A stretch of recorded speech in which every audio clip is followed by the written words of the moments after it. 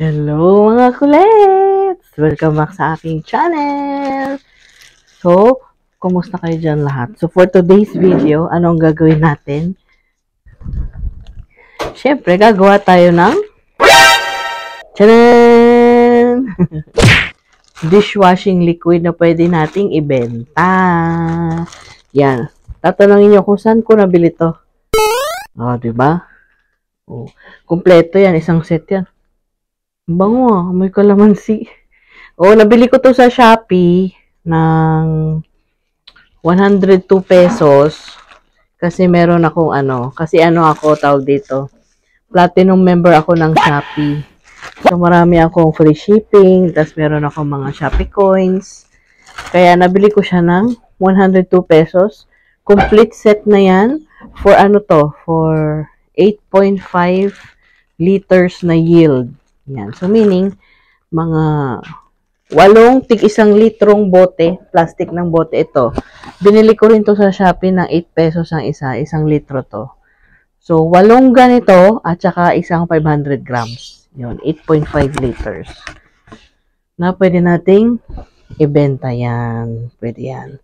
To. So, pag nagawa na natin, pwede na natin yang lagyan ng costing at pwede na nating maibenta. So, itong set na to, kumpleto na yan. Meron na yang pang coloring, meron na yang pang foam booster, meron na yang salt, meron na yang, basta kumpleto na yan. Tapos, kasama na yung dyan. Yung tawag dito, baba ko muna. Instruction kung paano paggawa ng dishwashing liquid. Kasi, yung dishwashing liquid namin dito, binibili namin dyan sa kanto, yung nire-refill, yung kulay green calamansi. So, parang ganito rin yon. Yan. So, kasama na to, yan o. Regular dishwashing liquid kit procedure. So, ang sikreto lang para maganda ang kalabasan ng inyong dishwashing liquid, hindi malabnaw at hindi masyadong malapot. Yun talagang tama lang. Sundin nyo yung instruction. Wala kayong babaguhin. Sundin nyo as in word per word. Diba? As in per number. Dapat sundin nyo. Pati yung paghahalo, dapat isang direction lang. Diba? Yan. So, gagawin natin ngayon yan. Sisimulan natin yan. So, ano nga bang kakailanganin natin sa ating paggawa ng dishwashing liquid na pwede natin ibenta? Siyempre, una, yung ganitong set. Yan. Order kayo sa Shopee. Tapos, kailangan nyo to instruction. Dapat meron yan. Pag wala, kontakin nyo si seller. Tapos, kailangan nyo ng isang, tawag dito, yung panghalo daw, sabi ni seller, dapat plastic. So, kumuha ako nito. Yan, plastic yan. Plastic. Pag siya yung plastic, plastic lang. Huwag kayong kuhang kahoy. Tapos, kuha kayo ng timba. Malaking timba. Depende kung ilang liters yung in-order nyo, diba? So, start na tayo. Ano daw ang unang gagawin? Sabi sa instruction, ilagay ang, ano ba to? SLES sa timba. Simutin maigi ang laman. After nun, ilagay ang salt sa timba. Step 3, paghaluin maigi ang chemicals, yung SLES and salt hanggang sa maging creamy white. Malalaman mo na na-achieve mo na ang peak ng halo kapag wala ng maaligasgas na texture ng salt sa mixture. Di ba? Marunong tayong magbasa, di ba?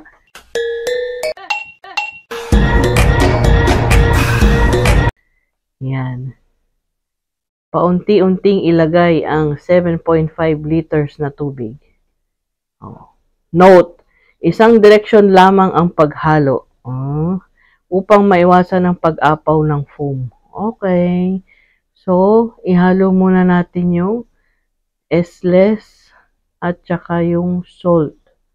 Haluin muna natin. Okay. So, hanapin natin yung SLES ngayon dito sa ating in order. Asan nga ba ikaw? SLES. Ito yung ating salt. Ito yan.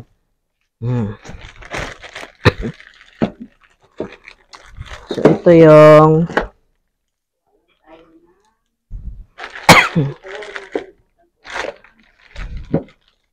ito yung S-less. Free Bubble Enhancer. Ibuhos kasabay ng foam booster. O, di ba? Talagang may note. Tapos, ito yung ating coloring para sa kalamansi. Kulay green. May foam booster. Ano ba to? 5-in-1 preservative moisturizer antibac. Degreaser. Oh, may degreaser. Yan, oh. Ito yung preservative EDTA. Oh. So, ito muna ilalagay natin.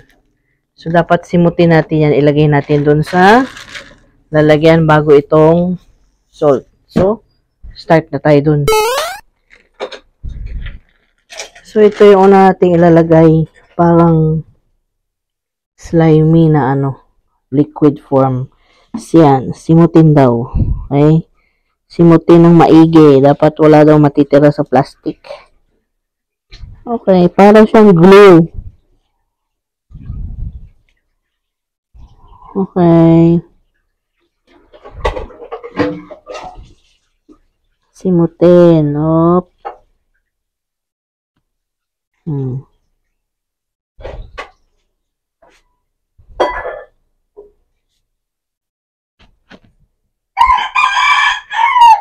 Tapos, lagay natin. So, simot na yan.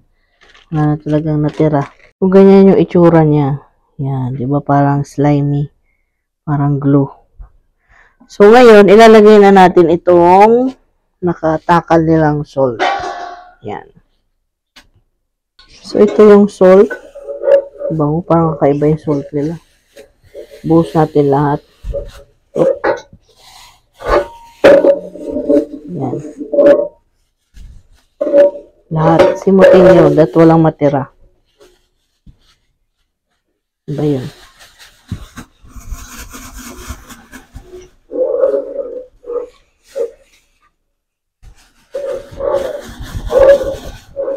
Okay. So, wala na. Ganyan na siya. Pag nahalo yung, pinagsama yung salt at saka yung SLES. Di ko alam kung ano ibig sabihin ng SLES. Basta yun yung nakalagay. So, ngayon, nahaluin na natin. Isang direction lang hanggang sa maging color white yan. At hindi mo na masasalat yung salt. Meaning, smooth na siya, hindi na maligas-gas. So, since ganito yung paghalo natin, hanggang mamaya, pag nilagyan natin ng tubig, ganyan direction lang dapat. Wala nang iba. Okay? Huwag kayong paiba-iba ng jowa. Oh, hell no! Pa-IST paghalo. Dapat isa lang, consistent, ganyan.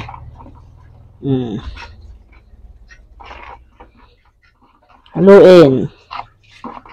Oh, di ba? Ang bilis. Naging white na agad.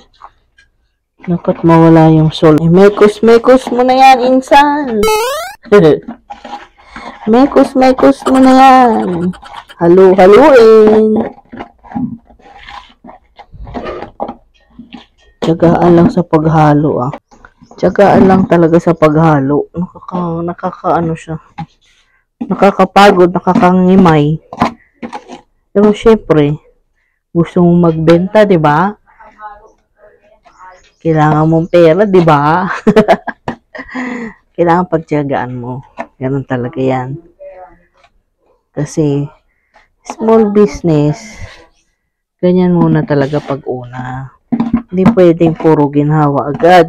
Kailangan hirap muna.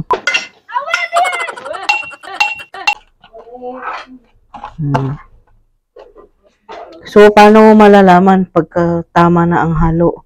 Pag nga hindi na siya maligasgas, yung hindi mo na maano yung salt. Meaning, gano'n na siya ka-smooth. So, sa itsura pa lang niya, yan.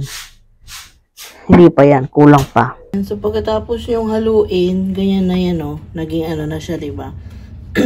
Creamy white. Kanina, siya, parang yellowish na transparent. So, ganyan na siya. Yan.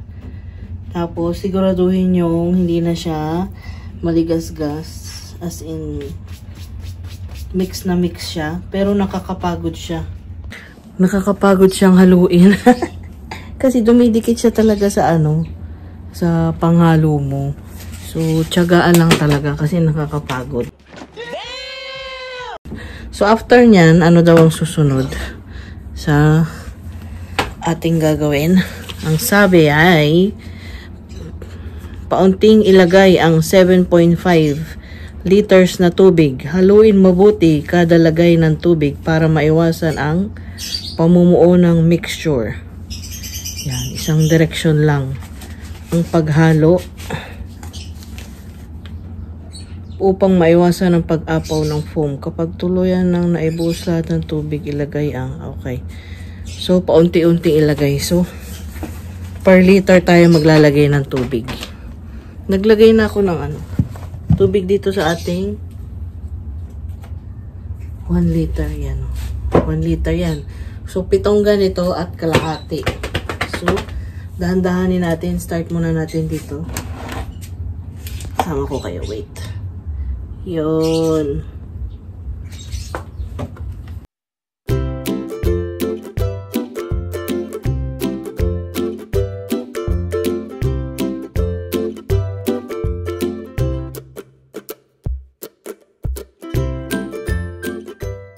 Muna natin yung pamumuo. Ayan o. Makikita nyo ba? Ayan. 1 liter na laman yan. Ganyan na siya. 1 liter na laman ito.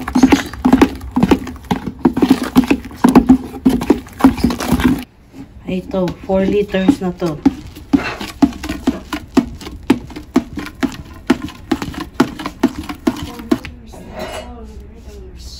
Ito pang 7 na to. 7 liters na to. Yan. So, natapos na natin yung 7.5 liters na tubig. Ngayon, kailangan natin ihalo yung mga binigay nilang degreaser. Yan. So, ihalo lang daw natin yan lahat. Degreaser. Oo, may dala ko.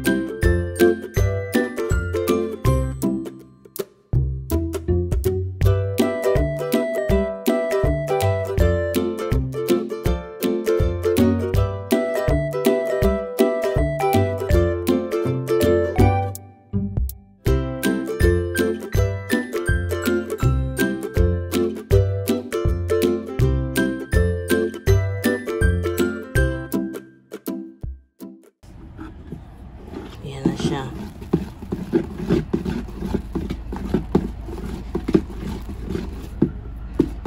Haluin lang natin ng mabuti.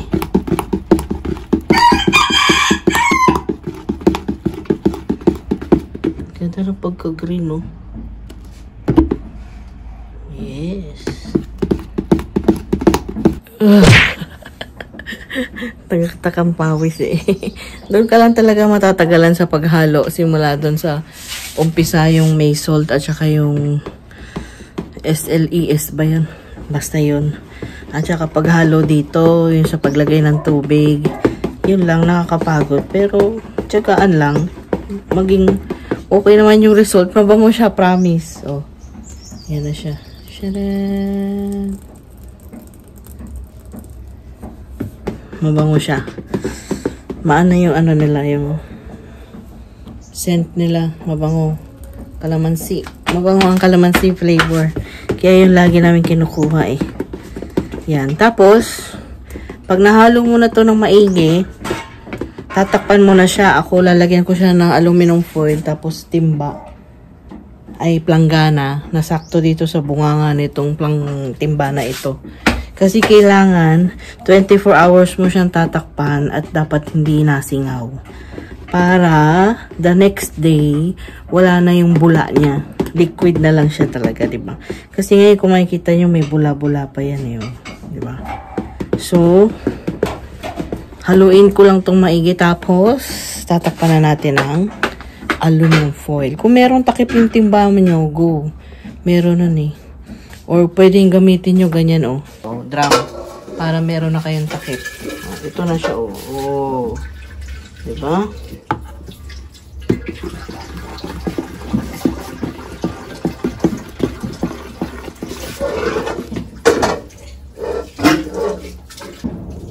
So, yan ang nilagay natin, Reynolds. Tapos tatakpan pa natin yung dito. So, yan. Nalagyan ko na siya ng aluminum foil. Mas okay yan kasi talagang sealed siya. Kasi walang takip tong timba namin eh. Yan. Tapos, ang gagamitin ko sa ibabaw niyan ay itong planggana. Yan. Sakto yan. Sakto yan dito. Tingnan nyo. Oh, sakto. Yan pala sakto dyan sa labas. Diba? Airtight. Yan ang panakot ko eh. Kailangan talaga airtight para mawala yung bula niya kasi para bukas, puro liquid na lang siya. Tsaka, pwede na natin siyang isalin bukas sa lagayan niya. So, 24 hours talaga yung ano niya. Kumbaga, curing period. Ipa-curing period. Excuse me. So, ayan, iwan natin yan ng 24 hours. Tapos, bukas ko ipapakita sa inyo ang result ng ating dishwashing liquid na pwede nyong ibenta. Diba? So, natapos din ang ating do-it-yourself na dishwashing liquid na pwede nyo ipang business. So, nandun na siya sa curing period. Curing period. So, ito yung mga bote. Ilan ba binili ko nito? 2, 4, 6, 7. 7 pieces na plastic bottle na tigwa 1 liter. Yan. Para dito natin ilalagay siya bukas. Tapos, pwede nyo ibenta. Siguro yung mga 1.5 liter, amin na lang yun. kaya lang ano, titingin kayo sa Shopee, ito 8 pesos to. Mabilis naman yung pagka-deliver niya, kaya lang may kupe. Yan o. Siguro mga 2 peraso ng bote kupe. So, yun, amin na lang yun. Tapos, yun o. Yung iba, okay naman. Goods naman siya, ito. Yan, dyan ko siya nilagay. Yan. Tigo 1 liter. Ito, goods. Ay, hindi siya goods. Ito, goods o. Yan o, walang kupe. Diba? Yan. Medyo manipis lang yung bote niya. Pero, carry na yun. So, okay na yon. Tawag dito. Yung quality ng plastic na yun, okay na yon. Ang importante, hindi kayo malulugi. Kasi, mura lang naman yung bote. Kung meron kayo mas makitang mas mura, damihan nyo. Kasi ako, 7 lang yung binili ko. Kaya, excuse me, pang retail yung presyo niya. So, gawin yung wholesale para mas makamura kayo. Baka maging 5 pesos lang yan, diba? So, sa Shopee lang ako kasi nga, platinum. Yung benefits ng platinum member, ine-enjoy ko, di ba? Oh, hell no! Kesa maghagilap ako dito, alam ko marami rin dito sa may Muntinlupa, San Pedro, marami dyan. Doon ako kay Shopee, free delivery din naman. So, yun nga lang yung ano, medyo may kupe. Pero kung bibili kayong direkta mismo sa tindahan, syempre, may iwasan nyo yung kupe niya, makakapili kayo, di ba?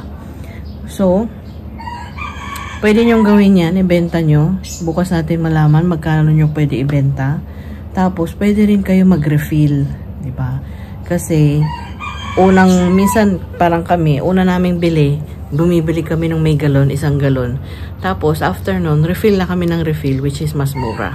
Kasi, syempre, may bayad din yung lalagyan. So, pag may bumili sa inyo, sabihin nyo, itabi nyo lang yung lalagyan, tapos pwede na kayo mag-refill. Mas kita rin kayo, diba? So, yun. So, abangan nyo bukas, guys. Abangan nyo bukas mga kulets. Yan. So, bukas na tayong mag-update, guys. I-upload ko tong video na to. So, separate video yung ating resulta ng ating dishwashing liquid. Kasi lobat na rin ako. Tapos, full na yung storage ko. So, see you tomorrow, mga kulets. Don't forget to subscribe, comment, like, and share. Bye-bye!